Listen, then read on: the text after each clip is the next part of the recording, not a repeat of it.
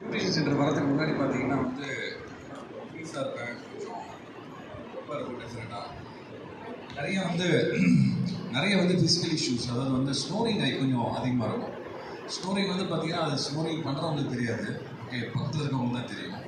So அது ரொம்ப ஒரு கஷ்டமான ஒரு விஷயம். ஸ்னோரிங் இருந்தது, பேக் பெயின் இருக்கும், ப்ளஸ் வந்து நீ பெயின் இருக்கும். ஸோ இது வந்து கொஞ்சம் ஓவர் கம் நம்ம பாட்டுக்கு வந்து வாக்கிங் போகிறது வர்றது, ஏதோ ஒன்று ஒரு 10 நாள் போகிறது, 15 நாள் போகிறது, இப்படி போய்ட்டு இருக்கு. ஸோ இன்டர்மீடியட் ஃபாஸ்டிங்கு, அப்புறம் ஜிம் போகிறது எல்லாமே வந்து பார்த்தீங்கன்னா டெம்பரரியாக தான் இருக்குது, தவிர ஒரு பெர்மனன்ட் சொல்யூஷனாக கொஞ்சம் ஸ்டெபிளைஸ்டாகவே இல்லை.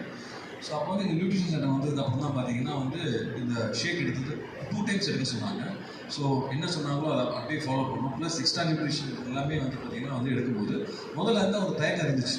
ஸோ முதல்ல பார்த்தீங்கன்னா எல்லாருமே வந்து இது மாத்திரை, அது இது சைடு எஃபெக்ட், இந்த மாதிரி விஷயம்லாம் நிறைய.